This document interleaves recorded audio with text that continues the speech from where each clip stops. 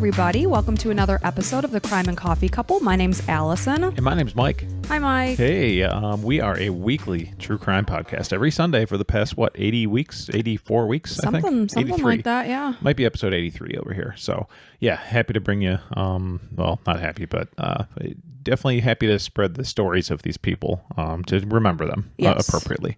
So, yeah, we do this every week. Allison's been doing most of them, I'd say, 90.9%. I was thinking about that this morning. I'm like, I don't think Mike has covered a case in months. Yeah, well, I've been out of the office this week, so that's at least an excuse for this week. Went to Chicago for an entire week for work. Yeah. Yeah, and that's why I didn't put up the latest YouTube video, but we got two of them coming. I'll make sure they're both out today. Yeah, that's my direct promise. I'll stay on them for that. Yeah, you will. And that way you can see what Allison's wearing right now. It's super adorable, in my opinion. So if you don't like it, then, go pound sand. But are these in now for ladies, like jumpsuits? I don't know what's in and what's out, Mike. I'm not in with the times. We talked about this last week. It was like a romper that I was wearing. Yeah. And it was okay. I know we put it on Amazon Addiction, Allison's Amazon Addiction. Did. So I probably shouldn't have put that one because I had just gotten it. I hadn't sufficiently tested it. Oh, maybe I'll take it down. So you didn't like it as much. I mean, it's fine. It's not as nice. So I was looking around. I'm a big fan of this one. Sorry to cut you off, but I mean, it's. I think your butt looks the best in this one. I just want to put my hands into it and then squeeze your little butt cheeks. That's a lot of information there. Yeah, probably TMI, but hey, I am who I am. So I'd seen a girl wearing this particular romper when we were at your brother's wedding, and I was getting my hair done. She was wearing it, the girl who was doing my hair, and I heard her say she got it at Dick's Sporting Goods. The brand is FP Movement. Yeah, and I was like, Dick's Sporting Goods, is that like a sporty jumper or something? And it's like, not necessarily. They just happen to sell it on Dick's Sporting Goods. Yeah, and I got it online, and they shipped it within a couple of days, and yeah. Yeah, we'll throw the link up in the notes. And I have a confession. What? I bought a second color. I knew it. Well, I couldn't resist it. Once you find something you like, exactly. Get a few different colors, and then you're good. I test drove it, and it's perfect for just kind of being around on the weekend. And what'd you say about going out today? When I woke up and I looked at you, and you were like, what'd you say? I said, I need to take my contacts out. I've been up since 3:30 in the morning. I just could not sleep. I woke up. I was wide awake, so I got up. And I put my contacts in, but my left eye was just feeling funky this morning. So at 6:30, 7:30 you came out. So I had been up already for 4 hours. I was like, I need to take my contacts out because Lord knows I'm not going outside. I'm putting my glasses back on. Oh, and you also put SPF on your face. So every morning I put my moisturizer on and then I put sunscreen on. And as I was applying this morning, I'm like, I don't know why I'm doing this because I'm not going outside today. It's pretty funny that you've already decided I'm not going outside. I was a single working parent all last week with activities every single day after school, running from 4 in the morning until about 9 o'clock at night. Every single day. Yeah, single moms and dads out there, I don't know how you do it. I don't know how you do it. Yeah, praise to you. I get into a good routine. Like I keep the house in order, I keep laundry flowing, dinner's going, but it's not easy. Like anything else, you would get into a routine. Yeah. You would figure it out, but it's like because you have no option. You have to. So. And I probably make it look kind of easy, but by Friday, I was sheer exhaustion. Yeah. So I'm wearing my romper, I'm wearing glasses, and I'm staying in all day. And you know what? I don't feel bad about it at all. I think if we were not recording on the podcast, you would say, I don't give a flying F. I think you would say that. I probably would say that. Yeah. Not in front of my children, but just in front of you. Of course. And I was lucky enough to be in Chicago all week, wining and dining with my coworkers on some rooftop in Chicago. Yeah, Mike's at friggin' rooftop bars in downtown Chicago, and I'm at a Little League field. No, it was to be fair, it was our corporate headquarters. So it wasn't a rooftop bar, but I was also at a rooftop bar. So I guess technically you're right. But the time I'm thinking of, like I told somebody, one of my managers or something, I'm like, today is like one of the most perfect days in all time history in any city ever. Like it was like 76 degrees or 78. We were on top of this rooftop overlooking downtown Chicago. Such a beautiful city. It was just a slight breeze. Like just everything was beautiful and magnificent. Right before like the sun went down, it was, golden hour like you love. Mm-hmm. It was just like breathtaking. I wish you could have been there, obviously, but it was just like so nice just to be out there and enjoying time with some people, that were cool. So. And you got lucky because this week it's supposed to snow tomorrow. That's Chicago for you. Yeah. The week we went last year, it was 30 degrees when we arrived, and like 5 days later it was 90 degrees. Yeah. So you just never know. And Chicago, you smell weed everywhere you go. Yeah. So kind of interesting. It is interesting. Yeah. And also, I don't think people care, but I got a little gout flare up in my left ankle here. You poor son of a bitch. What happens when you get old, kids? So watch out. I mean, gout is it the most disgusting thing that you can think of when people have chronic issues? No, because you can't see it. Yeah, no, but like the word. No, I would think something like a weeping wound would be worse. A weeping wound. A weeping like wound. It cries. It actually like oozes. Ugh. I don't know how wound care nurses. I don't know. Because I, as a dietitian, have to cover any kind of problematic wounds in the hospital because nutrition is a factor in healing. So I don't dress the wounds or do anything. The nurse is doing that. How they do that job, I don't know. They must have a stomach of steel. God bless them. I don't want to bless them. Let's not talk about wounds. Let's talk more about gout. So no, gout does not freak me out at all. Okay. When you work in a hospital, the word gout doesn't trouble you. I know, the reason it makes me laugh is because of Adam Sandler. He had that Lunch Ladyland song, and it's like, she's got a bad case of the gout.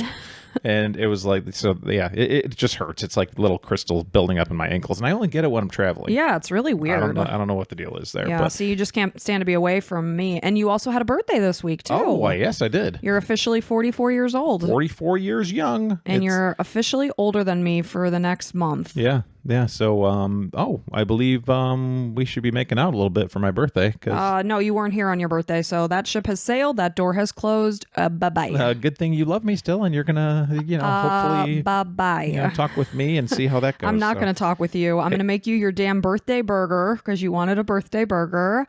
I'm making you a damn wedge salad. Yes, and that's going to be delicious. And a cake. Speaking of birthday gifts, if you would be so inclined, listener, I'm talking to you directly, who has us in your ear right now, we have many ways to support us for free. One being leaving a review on your podcast listening platform of choice. I'd like to review one of the reviews here. You're going to review the review? I am. It says, absolutely amazing. It was on Amazon Audible. So I've been listening to Mike and Allison for almost a year now. I listen to them every morning on my way to work, which is so cool. That is awesome. It's crazy that, people listen to us enough and care about us enough. And yeah, it's truly mind-blowing when I actually sit here and think about it. Yeah. She said, I love the great storytelling. Oh, by the way, her name's Anna. And how detailed you both are in your telling your stories. Love the banter, the beginning. It always makes me laugh and makes my day. You guys do a great job of personalizing your show. And that's why we do it. We want you to get to know us a little bit. Yeah, thank you, Anna, because there are some haters of the banter. And, everyone's entitled to their own opinion. Yeah. But just, to me, skip forward. Yeah. I personally like banter with podcasts. I like too. to be able to relate. And also, I love the minute, boring details of people's lives. Yeah. I love to know what people's daily lives look like. Yes. So if you don't like it, everybody's skip it. Who got their cares? own prerogative. Yep. Allison, I love your Oz after everything you say. Mike, you don't have to be so hard on yourself. You're a great, funny guy. See, this is the kind of stuff I love, pumping me up here for my birthday. I love your story just as much as Allison's. You're great together. Thank you so much for bringing the stories to light. I appreciate all the hard work you put into it. Keep up the hard and great work. Oh, that's so sweet. And some much. people might hate the Oz I put after my words. I don't. I've gotten used to it. Didn't even know you did it. So my coworkers always laugh. They say that this is how I speak of you. Mike. Mike, what are you doing? Yeah. So now that we pointed it out, we're going to lose a couple hundred listeners. Sorry, that's guys. Okay. So let's get I'm sure you'll find another podcast that's worthy.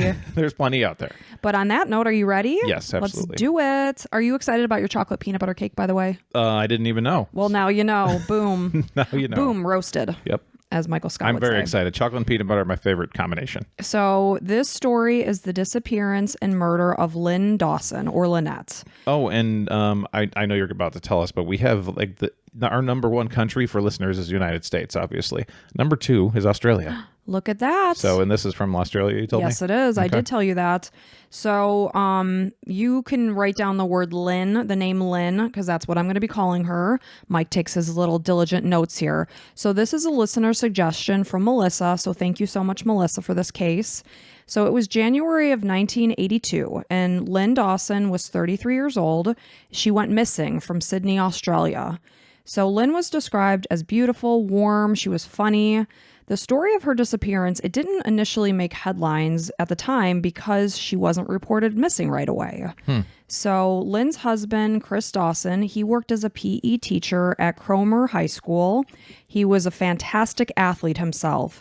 He was part of Newton. I'm hoping I'm saying that right. Newtown, maybe. Just to go ahead and put it out there, you're going to mispronounce some things. Well, I will tell you that I did look up the pronunciation of any of the trickier towns, and I wrote them phonetically on my sheet. So I hope I don't make anyone cringe from Australia. Let's go with Newton. Yeah, we'll go with Newton.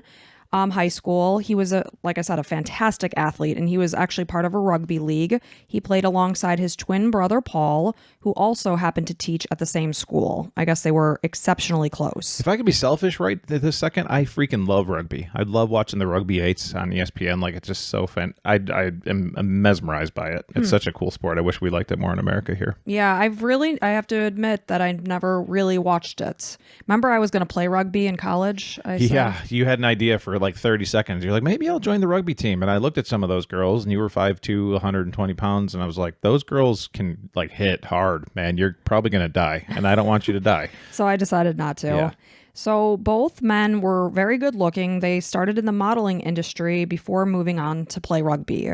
So on the morning of Friday, January 8th, 1982, Lyn spoke with her mom, Helena, and they planned to meet the next day on the 9th at the North Bridge Baths. And this is basically like a local beach area on Sydney's North Shore. They then planned to meet up with the rest of the Dawson family the following day. According to Chris's eventual police statement, he said that he dropped Lyn off at the Mona Vale Shopping Center on the morning of January 9th. I guess I heard also that he dropped her off at a bus station, but regardless, he had dropped her off on the morning of the 9th. But when Helena arrived expecting to see Lyn, she was nowhere to be found. Chris called her and told her that Lyn hadn't shown up since she told him that she needed some time on her own and instead had gone off for the next few days to regroup, compose herself, get some much needed time to reflect on her life. So that's what he's telling Lyn's mom. Yeah, something tells me Chris is going to be a guy looked into here. So Lyn didn't end up being reported missing for more than a month. So Lyn and Chris began dating in 1965. They were very young. Lyn was a student at Sydney Girls High School while Chris attended Sydney Boys. They met at a school event when they were only 16 years old. They got married 5 years later on March 26, 1970, when they were each 21 years old. And then in 1975, they purchased land and they built their family home in Bayview. In July of 1977, they welcomed their first baby girl, Chanel, into the family. And then their second daughter, Sharon, was born in July of 1979. Chanel and Sharon. Mm-hmm. Cute. So this was the same year that... Wait, did you say 1979? Yeah. Our year. Our year, yeah. Exactly. So she's our age. So this is the same year that Chris started working as a PE teacher at Sydney High School. So it sounds like he was at various high schools throughout the story. A year later, in 1980, Chris began teaching a year 11 student named Joanne Curtis. Uh-oh. Now, I will tell you that in most of the articles I got my research from, they refer to her as JC.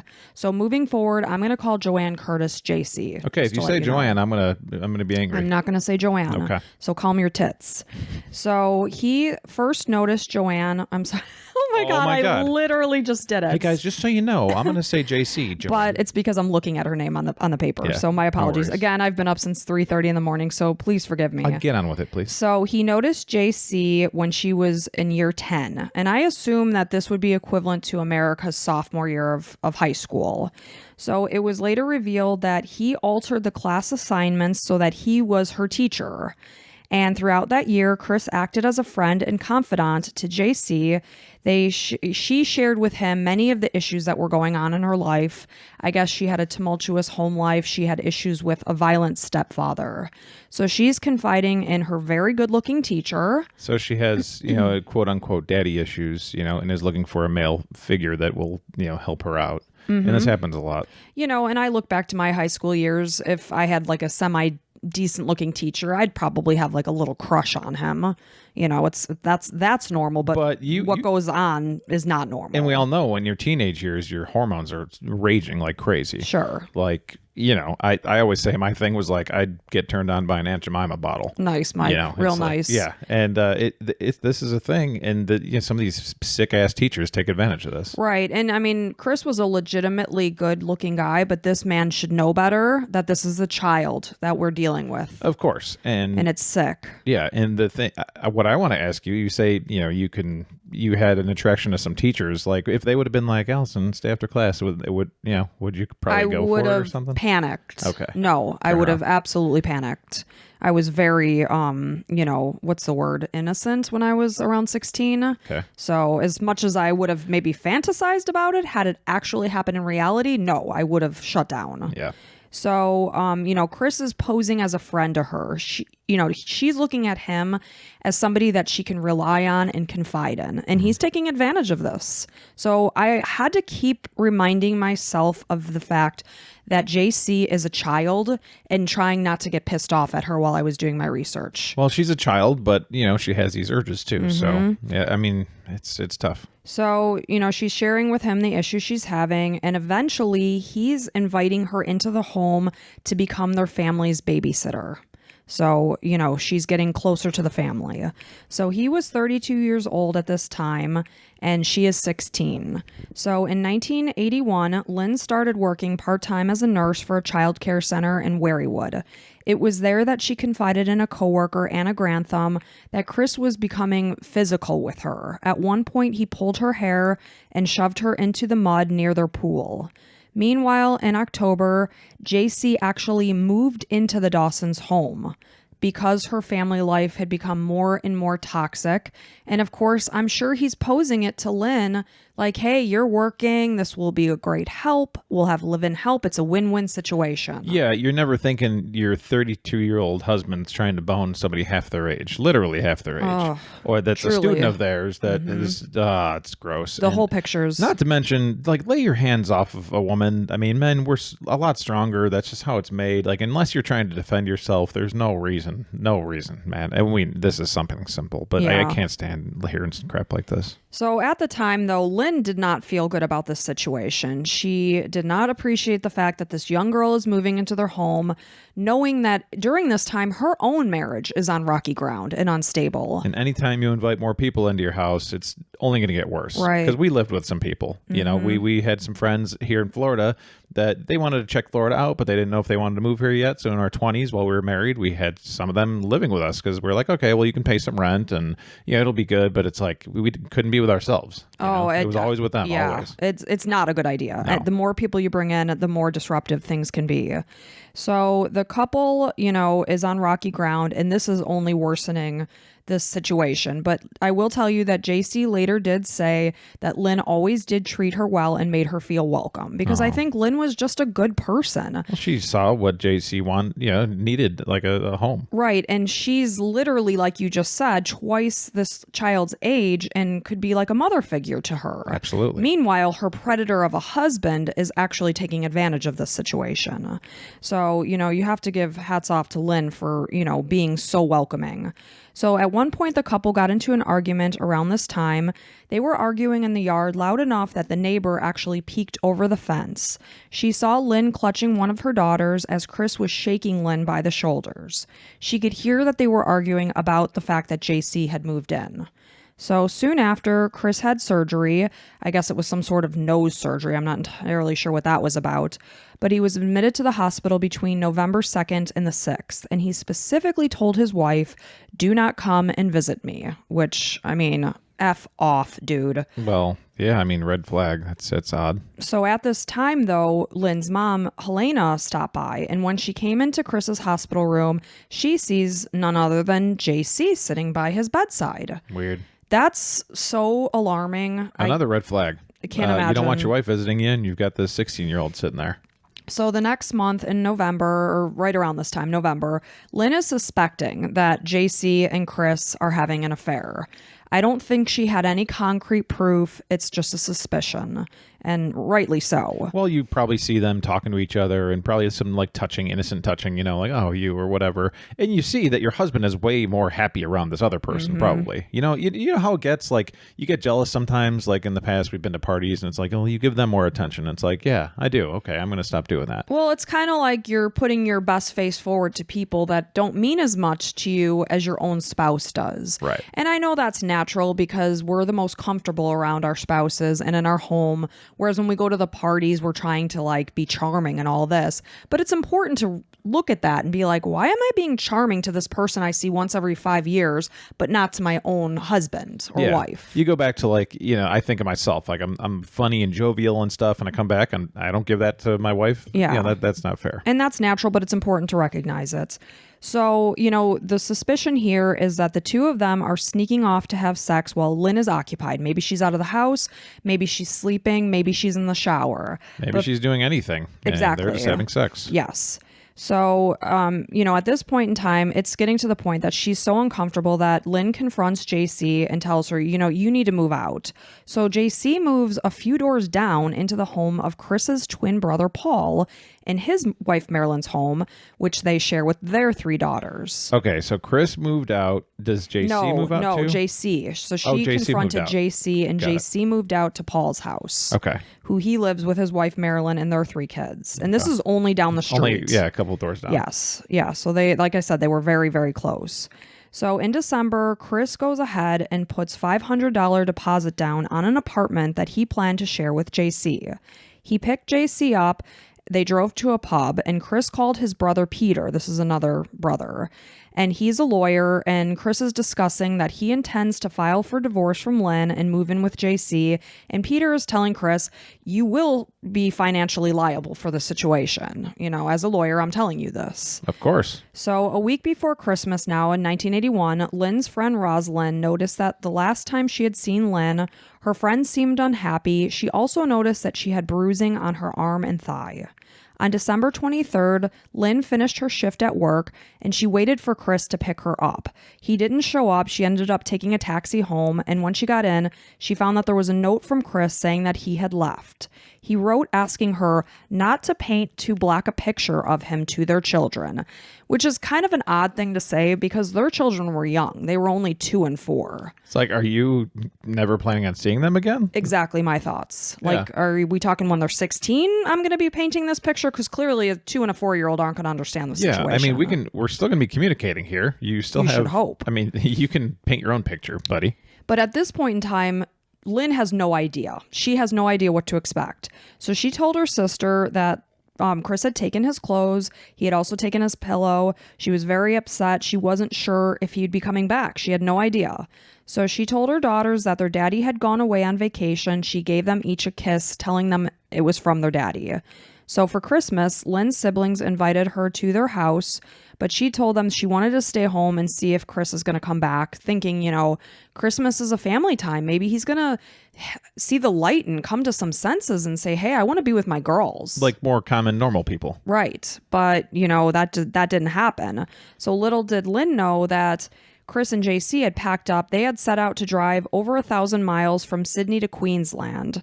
And after arriving, and this is one of the towns I had to... I'm going to say Queensland on that one. Queensland? Yep. I'm such a jackass. No, it's okay. And if I could really quick, so Chris has 2 of these like worst things a man can have. One, he's a pedophile, as far as I'm concerned, a pedo. Well, it's not necessarily as far as you're concerned. That's factual. Yep. And 2, a guy that doesn't want to be in the lives of his children. I cannot, for the life of me, stand it. Now, there's like situations where maybe you didn't know you got somebody pregnant and whatever, but like these were his kids with his wife.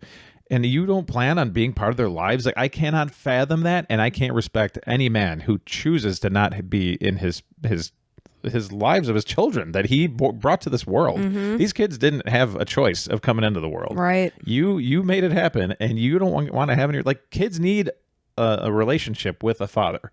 Their father, a father figure. As you can see by JC, who you're taking advantage of because you're a sick piece of shit. But that's two disgusting things. I'm sure there's a million of this guy. Right. And like I said, they're 2 and 4. Like, what a magical time of year to be with your kids. And he's choosing to drive off with a 16-year-old. Like, what? Magical part of their lives. You'll never see them as 2 and 4-year-olds again. Where are your priorities? Like, where is your brain? Obviously, it's in his penis, but it's just disgusting. So, he's driving over 1,000 miles, and this is the town that I was going to completely botch. So again, I hope I do it right. So they arrived in Murwillumbah. It was 500 miles up the coast from Sydney. They stopped because JC said she wasn't feeling well, and it was turning out that she was really not happy with the situation and this move. She's 16. She's probably panicking because reality is setting in. Well, he's treating her like an adult. Meanwhile, she's a kid. She's a kid. She has no idea what's going on. She's scared and whatever. Yeah, I get it. So they returned to Sydney. They arrived somewhere around Christmas morning. They spent the day with Paul and his wife, Marilyn. And of course, they're only just down the street from his own home. So they kept the news quiet from Lyn. Chris and JC ended up sleeping in the Forest High School gym that night where he was a teacher. I mean, bizarre. Ugh. And JC ended up going back to her mom's house. She stayed there until she had a violent altercation with her stepfather. At that point, Chris went and got JC and brought her to her sister's house in Neutral Bay. She stayed there for a week, and Chris visited her most days. Wow. So did Chris do anything to the stepfather? No, not that there was no report of that. Okay. So on New Year's Eve, Chris contacted Lyn. He told her that he was going to attend a party on a yacht in Pittwater. Lyn suggested, why don't we go as a family? And Chris refused. It was later revealed he never even ended up going to this party. Instead, he spent the night with JC in his car. Man, what a loser. Grown man. Again, guys, if you're a teenager and somebody super old is coming at you, they're a loser. Mm-hmm. So stay away from them. You're only going to have a bad life. Right. So on New Year's Day of 1982, Lyn and her 2 daughters made the trip to Clovelly, another one I had to look up. It's okay. So they stayed at this point with her parents for a couple of nights, and the next day, JC went on a camping trip with her family and friends to celebrate the end of year 12.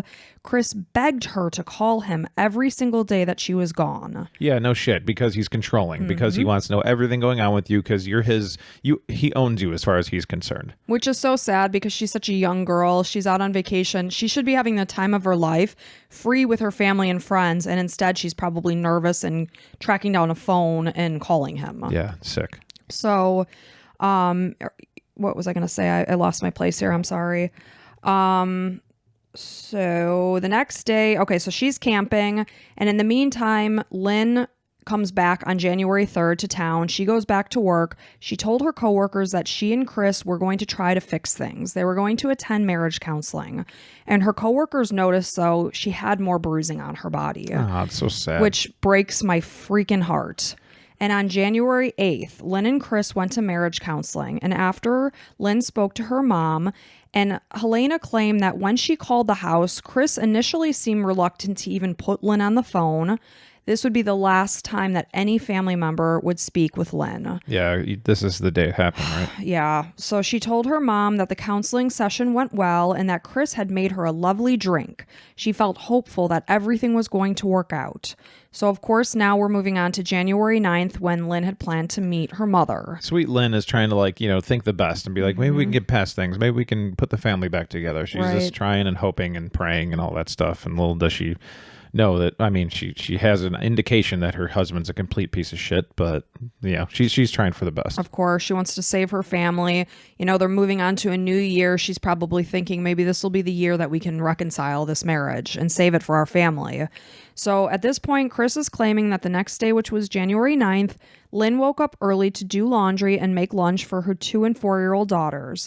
He said that she was upset the previous night, but apologized that morning for her breakdown and was much calmer. He said that he drove Lyn to a Mona Vale bus stop so that she could go shopping, and he, in the meantime, headed off to Northbridge Bath so that their daughters could go swimming. Lyn was supposed to meet him there that afternoon before meeting her mom, but she never arrived. Helena remembers that when she did arrive, Chris appeared agitated and asked if Lyn had contacted her. He later said that Lyn called him and told him that she needed some time away. he had a friend drive Helena and his 2 daughters to Helena's home in Sydney, and then he went back to their home. So the next day, Chris went to Southwest Rocks where JC was vacationing with her friends.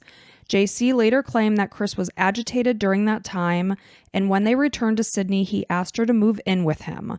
So he's getting this 16-year-old girl to move in only days after his wife is supposedly just taking a little break from reality. Well, in his mind, he's done with her, got rid of her. So now he can move on to the next phase in his life. I mean, he's a complete psychopath. How freaking telling is that? If your wife is legitimately calling you and saying, a lot's been going on, I just need a few days to regroup. Like he's telling her mom. She specifically said, I need a few days to myself.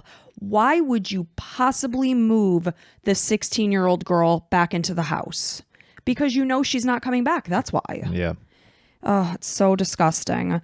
So, he's telling JC, come move in. You can help me take care of the kids. So that's the way he's framing it. And of course, he knows that she's vulnerable. She has a poor living situation. He's taking advantage of this girl. Yeah, and she's probably afraid of her a little bit. I mean, I'd have to guess that he's probably threatened her with some physical violence, you know, just because he did that to Lyn. So, anytime there's a physical abuser, they're going to do it to anybody they're with. She basically said the decision she made was ultimately to just keep him quiet and keep him happy. Sure. She didn't want to stir the pot. You say, you're angry. Like you said, remember, this is a kid. She doesn't know what she's doing. And not to mention any woman, any person who could have been going through this. She didn't have options. It's tough. Yeah. We can't judge people that, are in a bad situation. So Chris is claiming that Lyn is again calling him and telling him that she needs more time. He contacted her work, told them that she would be off for the next week since she was sick. So 3 days later, or 3 days after Lyn was last seen, it's somewhere around January 12th. A purchase was registered on Lyn's bank card for Katie's Narrabeen, and then on January 12th, there was another purchase from Just Jean's Narrabeen. Chris ended up saying that the last contact he had with his wife was on the phone on January 16th. Around this time, like I say, JC is moving into the home. She's sleeping in the Dawsons' marital bed. So 6 weeks after Lyn went missing, Chris finally filed the missing persons report at the Mona Vale police station. It was February 18th, and the only reason why he did it was because Helena is begging him to do so. Because she knows that this is not like her daughter. Yeah. Maybe every mother needs a break sometimes. She found it reasonable. Okay, she wanted to get away for a few nights. Everybody in the family knew that they were going through problems in their marriage. It would have been pretty reasonable for her to do that. As a mother, you think, okay, a long weekend. Then you talk yourself into, okay, a week. And then, okay, a little longer than a week. Maybe she's really enjoying the time off. And then all of a sudden you're like, okay, something's wrong. Right. And the fact that she wouldn't have called her mom, who she planned on meeting that day, to say, Mom, I'm really sorry. I know we had plans to meet. I just needed some time. She never did that. And Lyn would have never done this. Yeah. So they know that something's going on. But at the same time, they have known Chris since he was 16 years old. This is somebody that they consider to be a family member. I mean, this is like me, doing this to you. You and I met when we were 16. Except I'm not a piece of shit like Chris. So the family is holding out hope that he is telling the truth. But they realize that something's going on, so he does file this police report. He tells the police that she left on her own accord, that he had no concern for her welfare, and that he had last seen her on January 9th when he dropped her off at the bus stop. He had spoken to her, multiple times on the phone, is what he's telling the police. On March 27th, Chris placed an ad in the Daily Telegraph saying, Lyn, I love you. We all miss you. Please ring. We want you home. Chris. In the meantime, he's got a 16-year-old sleeping in the spot where his wife once slept. Yeah. Little contradictory there. God bless. I'm sure you really, really miss, and you're actively having sex with a 16-year-old. That's gross. Yep. So during April, there were alleged sightings of Lyn, but there was no evidence to prove the validity of this. In August of 1982, Chris submitted an antecedent report to police and put in for a court order for the dissolution of his marriage on the basis of abandonment. He told the police that his marriage to Lyn was strained due to her frivolous spending. 2 months later, this request was granted. Chris was awarded all the marital assets, including the home and the children. In October, Chris removed all of Lyn's belongings. I guess he told Helena that he was sick of having these items sitting there. He brought 10 garbage bags full of items to Helena's house. Yeah, but like, do what you will with them. So he's basically removing all traces of Lyn from this home. Okay. So in 1983, Chris spoke to his friend Jeff for advice about filing for divorce and also made a formal affidavit for the application of property settlement, claiming that Lyn had abandoned their family home. And then family and friends came at around this time to visit Chris. They noticed that JC was wearing Lyn's rings, which to me is very unsettling. Yeah. Lyn's rings, like not wedding ring or anything like that. Well, I have reason to believe that yes, and I will tell you why in this next part here. Because that would be something Lyn would be wearing, right? when she was gone. I mean, granted, right at this moment, I am not wearing my wedding rings because I don't sleep in them. Son of a bitch. Yeah, and as far as I'm concerned, if I'm not wearing them, I'm single. Yeah, I guess so, guys. Yeah, send a message. Just kidding. So, I mean, I guess people do take their wedding rings off, so it's possible that Lyn wasn't wearing them when she was last seen. Sure. So that's what I would suspect. And this is a whole year afterwards, like 1983, and it happened in January of 82. Yes. So, wow. So 2 years after Lyn went missing, Chris and JC got married on January 15th, 1984 Because now JC is old enough to be married, 18. She is actually 19. 19, okay. So they got married at their home, at the, Chris and Lyn's home in Bayview. Paul and Marilyn were there as witnesses. JC was 19, Chris was 35. They moved then to the Gold Coast later that year and had Lyn's rings resized to fit JC. How freaking weird that you would take your wife's wedding rings and put them on somebody else's finger. And, okay, a little judgment here for JC. So why would you be okay with taking an estranged wife's rings and making them your own? I think because she was so just afraid of this guy. Okay, I don't blame her for that, but it's just like, man, women out there, stand up for yourselves. And I mean, but you're afraid of getting beaten by this piece of shit. So I understand where JC is coming from. Yeah, I had to keep telling myself that because when I first read that, I was like, what the hell? Like, you'd be like, hell no. Yeah, never. Go get a real ring. Never. Yeah. So throughout 1984, Chris had all of Lyn's assets transferred to his name. He sold their house because, of course, he's moving into a new house. In January of 1985, Chris and JC had a house built near Chris's brother, Paul, and his wife, Marilyn. So I'm assuming they must have relocated as well because they used to live down the street from their home. And by the way, Paul and Marilyn, Paul, the brother the of twin Chris. brother. So you don't think anything's wrong with your dumbass brother marrying somebody who's half their age? I mean, being with somebody and you're hosting this in your own house? Not a chance in hell. That is another thing I thought about while I was doing this research because you have a brother. And I can promise you, if your 32-year-old brother showed up with a 16-year-old at Christmas time, I'd be like, what the hell is wrong with you? I'm calling the police. Like, she can stay here, but you can't be here with her, and you're not coming over for conjugal visits. Not like, a chance. That's not happening. Just so you know. Like, this is sickening, and get the hell out of my house. Yeah, how in the hell do they not have a problem with this? So it was 1985 then that JC gave birth to their daughter, and they would only have one child together. Ah, poor JC. So Chris began working at Cromer Park High School and later transferred to Kumbaba, I hope I'm saying that right, where his brother worked. Around this time, Lyn's friend Sue Straith wrote to the NSW Ombudsman office and asked the watchdog to step in. She claimed that police had not taken enough action in investigating Lyn's disappearance. I don't think they'd taken any action. I mean, none. It sounds like nothing. None. Like, she was just disappeared, and they're like, okay. And then they wipe their hands. Well, this case is clean here. And senior police claim that there was nothing to indicate that there was any suspicion of foul play. How about that this woman is disappeared and hasn't contacted anybody? A woman that would have never disappeared and left her family is now gone. And this guy's marrying this chick half his age, and that's not suspicious? That's not weird? Right. I mean, come on. This infuriated me. So between 1985 and 1990, JC claimed that her marriage began to deteriorate. It started basically after their daughter was born. Yeah, I'm going to guess that he's going to start, physically attacking you, and you're not the new toy that he has anymore. Now that you're married and have his kids, he's kind of looking for something else, for another 15-year-old. So she said that he used to sing these derogatory songs to Lyn that would basically demean her and make her just whittle down her self-worth. And then, lo and behold, as his marriage to JC is progressing, he's doing the exact same thing to her. He's just a general piece of crap.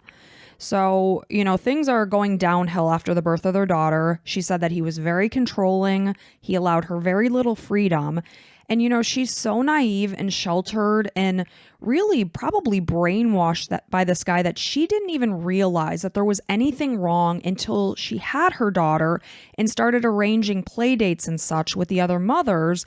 And in conversation, she's starting to realize this isn't normal. The things that are happening in my life aren't typical. Good for her for recognizing that. I know, and it must have been kind of horrifying to realize. Well, once they share a story and like, oh, where that husband's different. That must be not the norm. It's like, oh no, that is the norm, to be treated like an actual human being and not a piece of meat. Huh? I'm not being treated that way. Oh, you're able to go to the park and go around and about, and your husband's okay with you being out from under his thumb.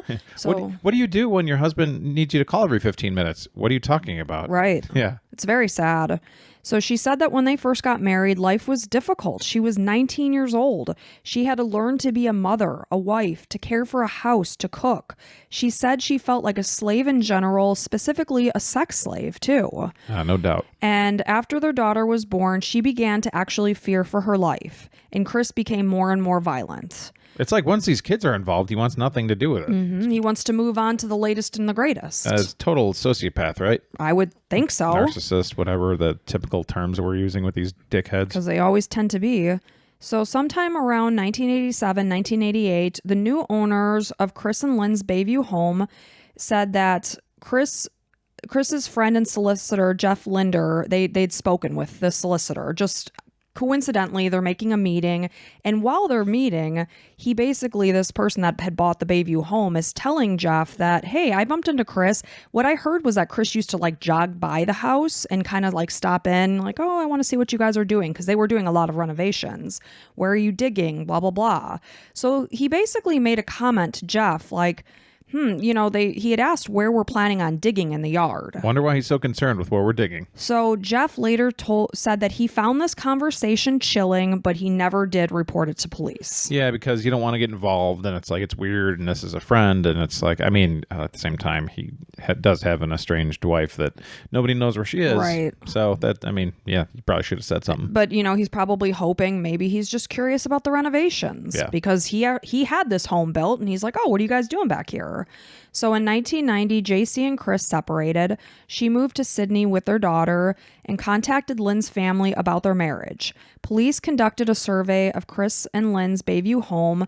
They used ground-penetrating radar, but there was no digging done at this time. They ended up using ground-penetrating radar in 1990, 1991, 1999, and 2016. They focused on the area around the pool, but they didn't find anything. On May 17th, 1990, JC made a police report about several serious allegations. She contacted Lyn's family through a social worker. She described how she was groomed by Chris while she was attending high school and that they had sex together while Lyn was asleep upstairs. Wow. So what made her all of a sudden come out with this? Because I think she was finally broken free of this monster. Good. And was seeing the light of holy crap, this woman is gone. Not to mention, he's probably doing it to somebody else. So she's finally out from under his thumb. So she also indicated she's giving them insight about what was going on back when Lyn was still around. And she said that Lyn wasn't really much of a drinker, but, Chris would make her a lot of alcoholic drinks with the goal of her passing out so that he could have sex with JC. Jeez. He was basically trying to get his wife liquored up and pass out so he could take advantage of the 16-year-old girl. And Lyn's mom also kept diary entries. And the night that, she was saying she talked to her, she's like, Lyn sounded half sozzled, I think is the word she used, but she seemed happy. So, there's definite proof that he's trying to get her drunk. So it's just another level of control. She said that Chris, like I said, would chip away at Lyn's self-confidence, telling her he didn't care about her, that she was physically unattractive. She claimed that a month before Lyn disappeared, Chris talked about hiring a hitman to get rid of her. She said she was never comfortable with their relationship. She tried to leave on several occasions. It was very difficult since she was just a kid herself, and he had also groomed her and convinced her to trust him.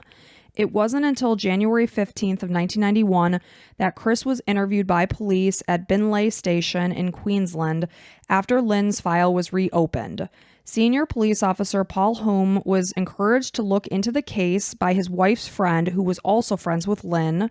He contacted the ombudsman, who found that Lyn's case file is basically empty. There's no investigation, really, that's been done. How the hell did that happen? I don't know. I mean, did it come out that Chris knows anybody at the... Well, I will give a little insight to that. Okay. I think it reminds me a lot of our last case, like with what was his name, Robert Chambers. He's good looking. He's well known in the community. It's like, so he's good looking, so he must not be able to commit a crime. He must not be a murderer. Right. It's very strange that humans have that thought process. Yeah, we're imperfect. Like, good looking people can't do bad things. I don't see how the two are related, but hey. So in 1998, police officially reopened the investigation into Lyn's disappearance. Detective Sergeant Damian Loon was in charge of the case. The next year in 99, Chris and Paul's phones were tapped.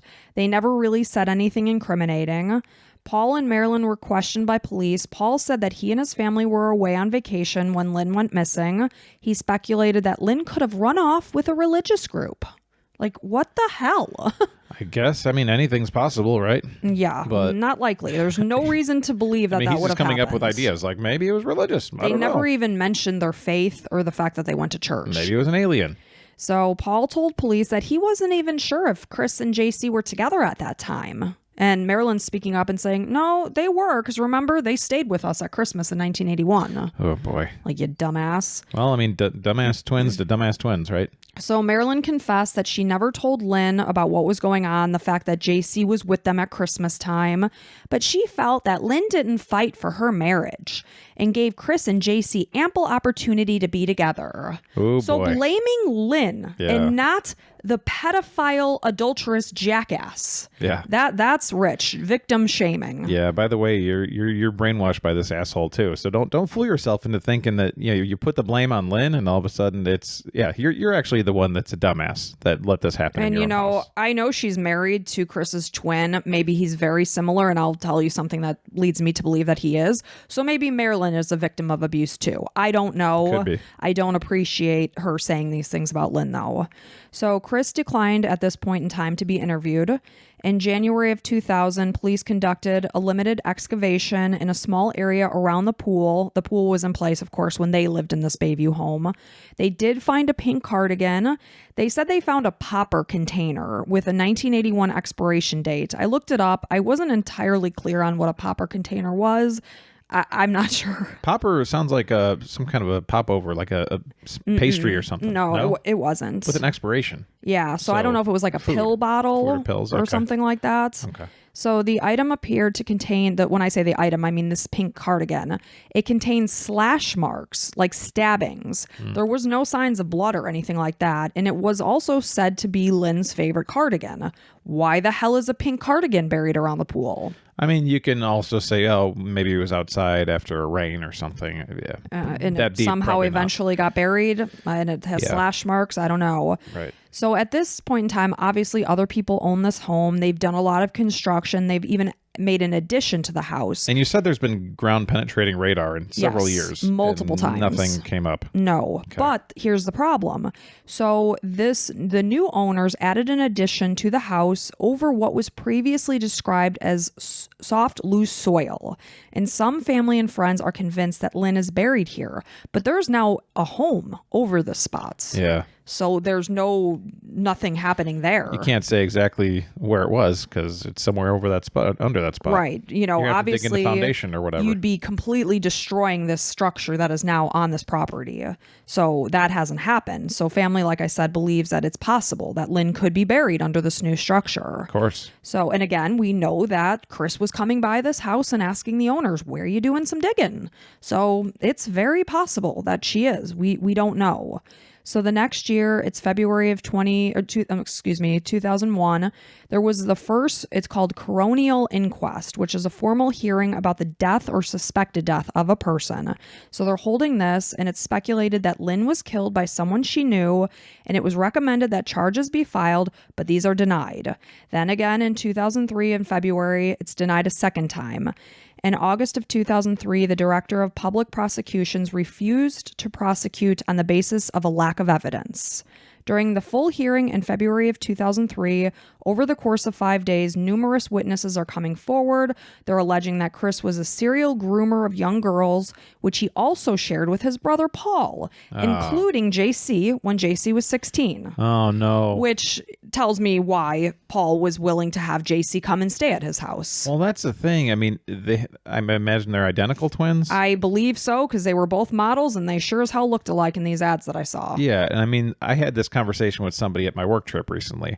I was like, identical twins, I mean, they are the same person. They start as the same, and obviously they could be raised slightly differently, but if they grew up in the same house and went to the same schools, they're going to have a lot of the same interests and stuff. Mm-hmm. And they did. Yeah, they were both teachers. They both played rugby. They were both models. Yeah, so this is the thing. If one is a pedophile, the other one has a strong indication. Like, maybe the one didn't act on it yet, but it probably has it in their brain that they're attracted to super young females or whatever it is. And yeah. That's so sickening. So both of these guys are full-fledged pieces of shit. Yeah. Mm-hmm. Great. So in 2013, police offered a $100,000 reward for any kind of information. They doubled it to $200,000 the following year in 2014. In 2015, a third police investigation was started with Detective Senior Constable Daniel Poole. He was in charge of the case. In this year, 2015, the entire block where the home sat was mapped out. They brought out cadaver dogs. They did another dig on the property in 2016. I actually saw videos of it where they had this machine that shook up the soil to look for any kind of bone fragments or anything. They didn't find anything, but of course, what's under this structure? Again, that wasn't there when Chris moved out of that house. Yeah. I think the only way is if they took it down to the foundation and dug under there. Yeah, I mean, that would take some cooperation of a bunch of people to buy the house from this couple or something, right. And be like, I wouldn't want to live there anymore. No, gosh, to think of what could potentially be under that part of the house would be very chilling. So the town or the city or the county would have to buy the house or some organization, and then you can do whatever you want with it. Or could it be that police had a strong enough suspicion that they could mandate that even if you own this house, you got to take the structure down? Yeah, but how can you have it? I mean, all they have is that there was some loose soil. Yeah, I mean, it's only speculation. There's no evidence. Right. So as long as Chris and his piece of shit brother Paul, mm-hmm. as long as they're not talking, they have nothing unless these assholes talk to somebody else. Right. Which they probably did. I mean, you got to think that somebody with such ego like these guys would probably talk to somebody at some point. So I don't know. Nobody has come forward. So the house has had several owners since Lyn's disappearance. At one point, it was sold for as much as $2.4 million. Oh, no. So yeah, it's a lot. It's a lot of money. So in May of 2018, there was a podcast that was made. It was called The Teacher's Pet, and it was formed by journalist Hedley Thomas. He's an Australian journalist. It was started about Lyn's case. It ran 16 episodes, and it concluded with Chris's arrest in 2018. Really? Yes. So I will tell you all about that. So It got more than 60 million downloads. Wow. So this podcast was absolutely pivotal in what I'm going to conclude with saying about this case. So it highlighted the police's missteps. It portrayed Chris as a man who got away with murder. The podcast made Lyn a household name. It brought forward new evidence. It put her case back in the spotlight. And when I say back in the spotlight, I'd say in the spotlight for the first time. Nothing. Well, since it happened. Yeah, because we did digs and things here and there, but other than that, nothing much was done. So I really think that this podcast was a huge role in what ends up happening here. So in September of 2018, police conducted a dig again in the backyard. Nothing was found again. December 5th, 2018, Chris Dawson was arrested. He was charged with murder. So what'd they find? So a now 74-year-old Chris pleaded not guilty. He maintained his innocence with a story that his wife had simply walked out of their lives. But you can't just arrest somebody with nothing. Well, I will tell you. Barbara Cruz, the owner of the child care center where Lyn worked as a nurse, feels that because Chris was seen as a celebrity in their area, because of his athletic ability, the fact that he was a teacher, he was on TV ads, he was great looking, this allowed police to believe he was innocent. I know we touched base on that, but, just bringing that into the light. So I will tell you, they never found anything. There is no evidence. They never, ever find Lyn's body. So the prosecution's case was that Chris killed Lyn so that he could move forward in his relationship with JC. He could retain ownership of all of their assets. They believe that there were 3 motives for murder: the animosity he had for Lyn, which led to physical and verbal abuse, his infatuation, and they said he was absolutely infatuated with JC that he had, as well as his desire to avoid any kind of financial consequences of divorce. Because again, we do know he contacted his brother Paul, who was a lawyer, and he did tell him, you will have financial losses related to this divorce. Yeah, but so in the United States, they'd have nothing to stand on. I don't know how things are done in Australia, but yeah, these things are bad, but nothing. You need the weapon or to find the person's body, I would think. But go ahead. I'm pretty sure that we've had arrests with no evidence. That one arrest, okay. That one case where we had done the Melanie, the suitcase murder, they never had any body, or no, they did find his body. So I take that back. Yeah, but go ahead. I'm sure there have been arrests where there's no body or anything. So 2 instances were brought up during the trial. A babysitter once saw, this is kind of silly, Chris flick Lyn with a dish towel. The neighbor then, of course, looked over the fence, saw Chris arguing in the backyard. Neither of these were considered because spouses argue. You can't say, oh, they were having a heated argument, he must have killed her. People argue all the time, and they don't kill their spouses. Right. So witnesses came forward saying that he had spoken to Chris on a flight and asked him if he knew anyone that could help him get rid of his wife. Then there was another that said they saw Lyn in a pub in 1982 and that she gave them the impression that she left home with nothing. So police would think that her husband murdered her. Well, I mean, that phone call is pretty significant to get rid of my wife. Yeah. That's the biggest thing. It was somebody that talked to him on a plane. Okay. Okay, well, that's the biggest thing as far as I'm concerned. Well, also, JC said that he talked about hiring a hitman a month before Lyn went missing. Okay, those are both very, very strong things. And then another person said they saw Lyn working as a nurse, though the judge did not believe that any of these sightings have actually happened. The fact that Lyn had been making upcoming plans, including a surprise party for her mom's 66th birthday. She was arranging an artist to draw portraits of her daughters. The fact that she adored her girls. She was a mentally stable person. She had not taken a single personal belonging with her. And she was remaining hopeful at that time, based on multiple people saying that her marriage was going to be saved, all point to the fact that Lyn would have never, ever picked up her life and just left. So we've got strong indications Lyn probably didn't just pick up and go. We've got strong indications that Chris was the reason for her disappearance. But that's where it kind of ends. Right. So the defense argued that witnesses' negative perceptions of Chris were falsely driven by this Teacher's Pet podcast. They also argued that Lyn's disappearance would have only caused problems between him and JC, since JC was only a child and didn't want to raise their daughters, and there would be no financial gain. It would have all been eliminated by the fact that now, Chris is a single parent and there's no more income coming in from Lyn, who worked. So he's saying that's silly. He wouldn't have eliminated his wife for financial gain. On Friday, December 2nd, 2022, so this is just, a year or so ago, 40 years after Lyn went missing, New South Wales Supreme Court Justice Ian Harrison was convinced that despite the lack of evidence or finding Lyn's body, Chris was guilty of Lyn's murder. He was sentenced to 24 years in prison.